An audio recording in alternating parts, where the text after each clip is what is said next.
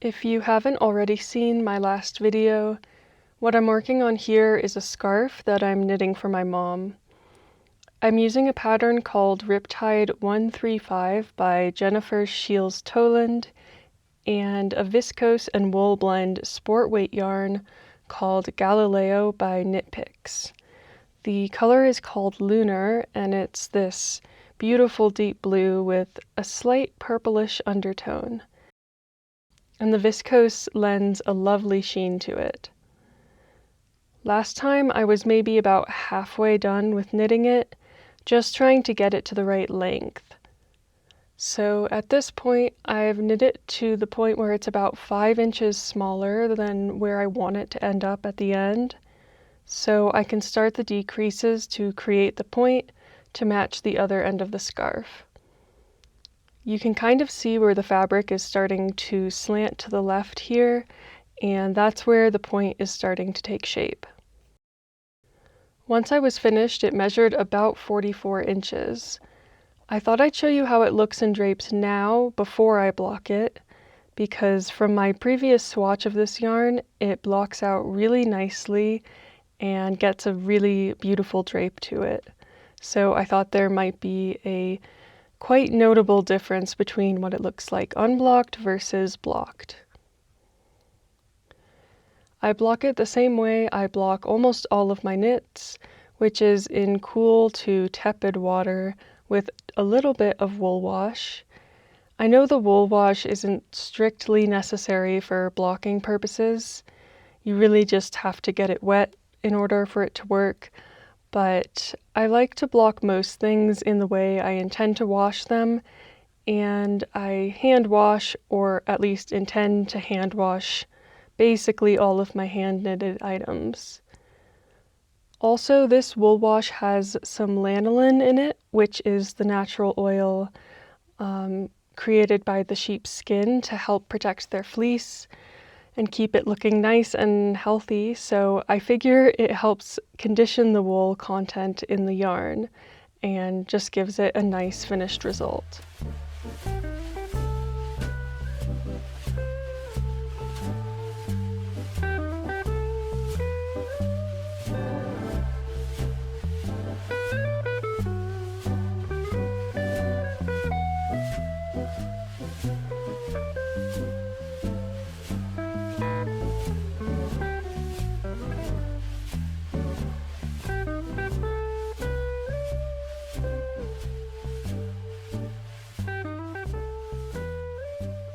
When I laid the scarf out on some blocking mats, I realized it had grown quite a bit in length, which I wasn't fully expecting, but I probably should have. It actually turned out to be the perfect length in the end, though, so I guess that's a good thing. At first, I didn't think I would need any pins to block it, but the edges didn't really want to stay very straight, so I did end up using some of these blocking combs to help it form into a more or less straight line. And I also stretched it in width just a tiny bit, maybe a half an inch or so, just to open up those eyelets a little bit more and get the lace effect looking even more prominent. So now I'm just going to leave that be, and I will come back to it in about a day once it's dry to unpin it and see the final result. In the meantime, I've been continuing another project that I talked about in my last video. It's the vintage turban style sort of hat thing called the Warm and Cozy Turban by Emma Andersson, which I found as a free pattern on Ravelry. I sort of had two main reasons behind making this hat. Firstly is that I'd like to have a nice collection of different hand knit hats to wear in the cold weather, because it does get quite cold where I live during the winter, and so far I only have about 2, so there's definitely room to bolster that number. The second reason I knit this is that I have basically an entire drawer dedicated to odd amounts of yarn that I've accumulated over time that don't really have a project attached to them.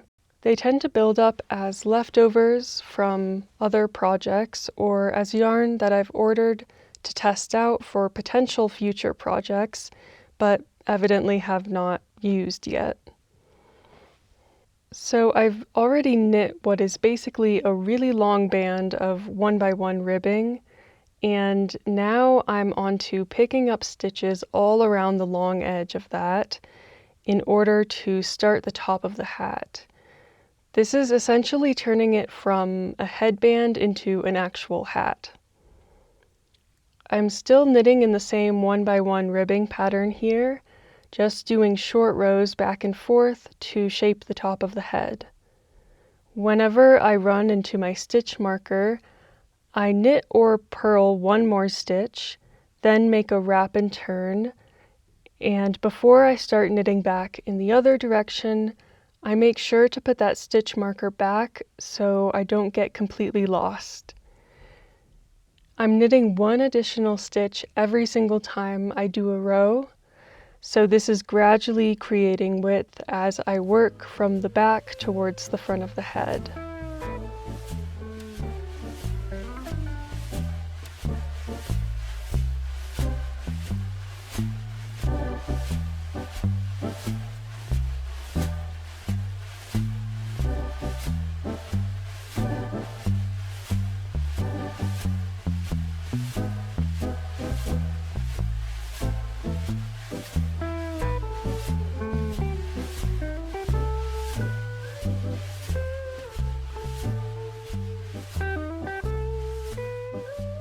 I will say that I got pretty stumped by the directions for the short row section, and I'm not sure if that was just my own lack of knowledge or if the pattern was just written a bit vaguely there. Luckily, a very helpful Ravelry user who also made this hat provided some very helpful notes that saved me here. So thank you very much to that person. That's basically the reason that I could finish up this hat. I then finish up the rest of the crown by doing short row decreases until I reach the front crown section. Then all I do is knit a little stockinette tab and bind off. Now it's just a matter of sewing it together and blocking to finish.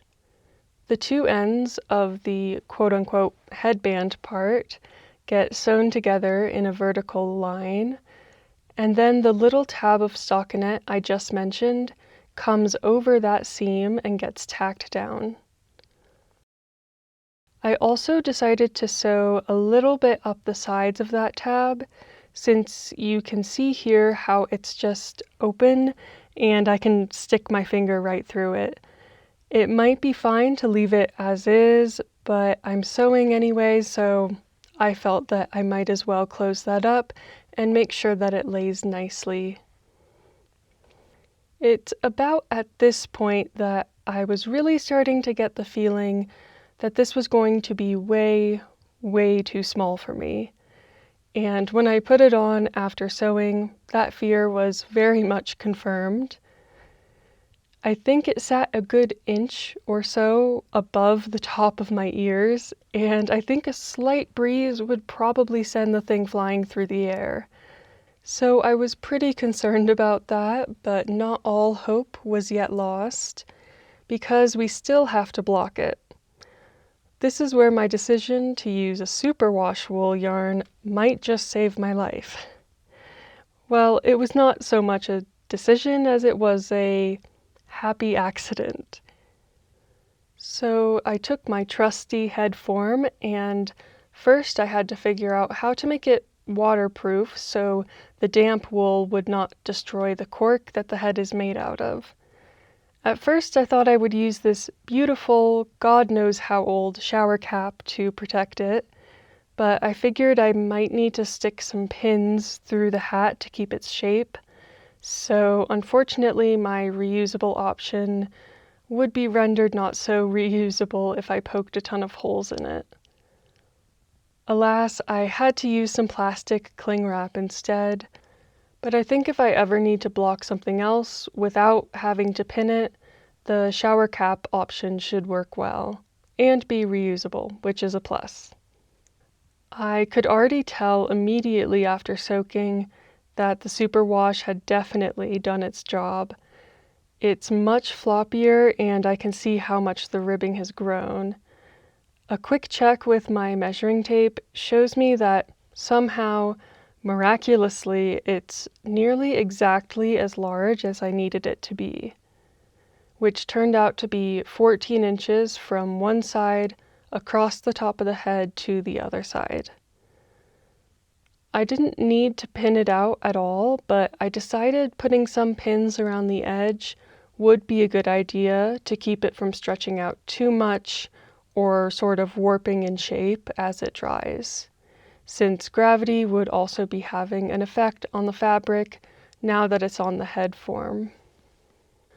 I was evidently slightly entertained by the fact that the first 2 T-pins I put in temporarily turned this into a Frankenstein head, so I decided that was important to show the camera.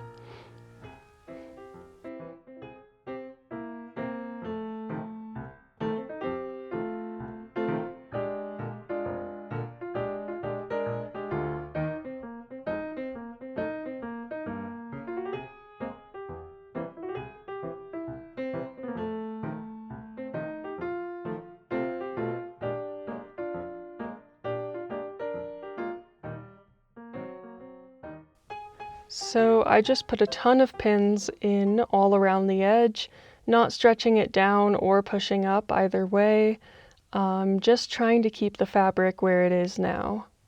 And now I just have to let it dry. I am admittedly a very impatient person when it comes to blocking my knits, even though I do live in a climate that would make a silica gel packet jealous. I'm talking about 10% relative humidity in the winter, and maybe mid-20s if we have the humidifier running. So what is an absolutely terrible situation for the state of my skin is actually great for blocking my knits. Most things won't take more than 24 hours to be dry to the touch if they're just a single layer. So I really shouldn't be impatient about it, all things considered. If you don't have a head form like this one, I think a large bowl would also work pretty well for drying a hat in a somewhat head-shaped fashion, while also allowing it to dry faster, especially if you live somewhere meant for human habitation. I mean, if you live somewhere above 30% humidity.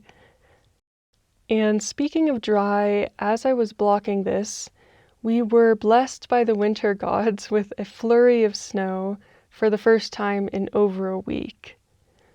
It has been such an incredibly dry winter here in terms of snowfall, and it's been much less beautiful out and cozy feeling inside than usual. But more importantly, it does make me concerned for the amount of snowmelt we'll have in the spring. So I really hope we'll get more snow like this and plenty of rain in the late spring and throughout the summer. I'm really crossing my fingers for that. In the meanwhile, though, I do get to cozy up with my knitting and a hot cup of tea and just watch the snow fall outside my window.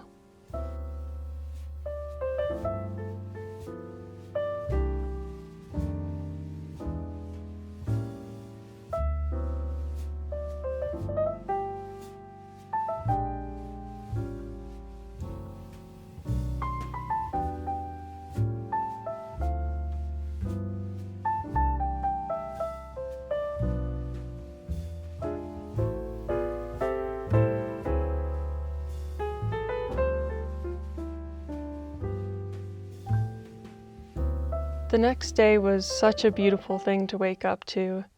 Typically, this amount of snow isn't really remarkable at this time of year around where I live, but considering how dry it's been for weeks and weeks before this, I was honestly surprised to open my curtains in the morning to find this. I think gray days are made just so much more bearable with a blanket of snow. But setting aside that little tangent, why don't we go back and check on my projects? Looking at the turban now, it's really clear how much it's changed from the blocking process. The entire thing has grown considerably, As I said before, it went from sitting an inch or so above my ears to now almost fully covering them, which I think is perfect. The fabric has also taken on a nice drape and the ribbing has opened up quite a bit, which makes sense with how much it grew overall. I think it looks very nice on its own, but to add a little extra vintage touch, I added a brooch to the front where the stockinette part is. This is a very pretty gold blouse pin with a pearl at the center, and I really like the effect that this adds. I think it emphasizes the vintage style quite a bit, and vintage is definitely what I'm going for here, and in most things that I make. I think it would also look really nice with a larger, rounder style brooch, but I don't have any like that at the moment, so I'll definitely be on the lookout for one on my next visit to a flea market.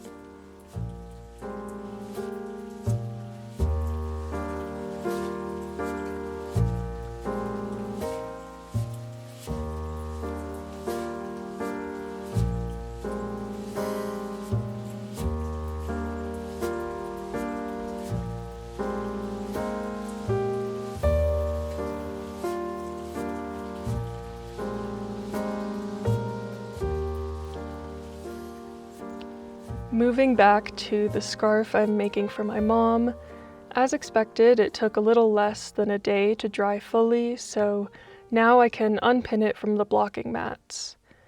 I have to say I am eternally thankful to whoever came up with the concept of blocking combs, because trying to make a nice straight line with only individual T-pins is incredibly tedious, and I can never manage to make it straight for more than maybe 3 inches.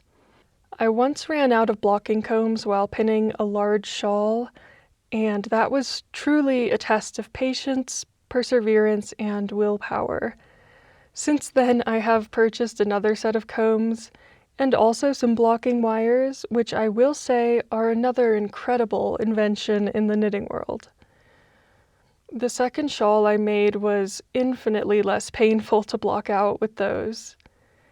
Anyway, you can see how the eyelets in the lace pattern have opened up really nicely, and how the scarf lays flat without wanting to pull inwards anymore. As I expected with this yarn, after blocking, the drape is just incredible. Here is the final result of the scarf, and yes, I am still marveling at how nice the drape is. There are a few ways you can style this. Firstly, I just wrapped it around the back of my neck so you can see how long it ended up being. I think it's around 48 inches after blocking. My mom wanted it to be long enough that she could untie it if she got too warm without having to worry about it falling off her neck too easily.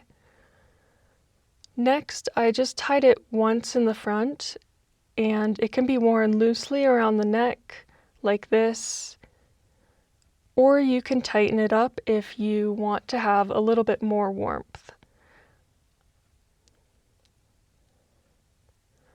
I also tested out a double wrap around the neck since I saw it styled that way in some of the pattern photos.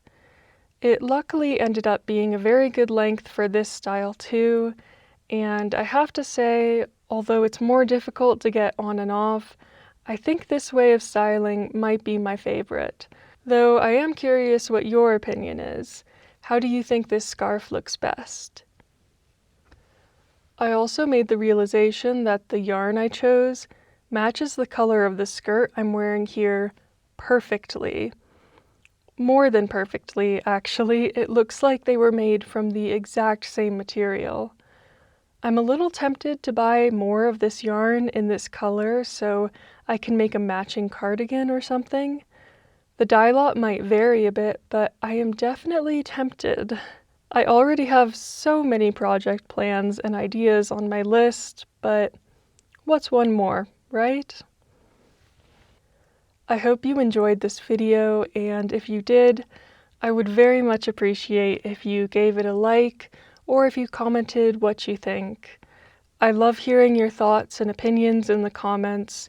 It's really encouraging to me, and I think it's the best part of making these videos. If you like anything and everything fiber arts, especially of the vintage and antique variety, why not subscribe and join my very little corner of the internet? I'll see you in the next one, and bye.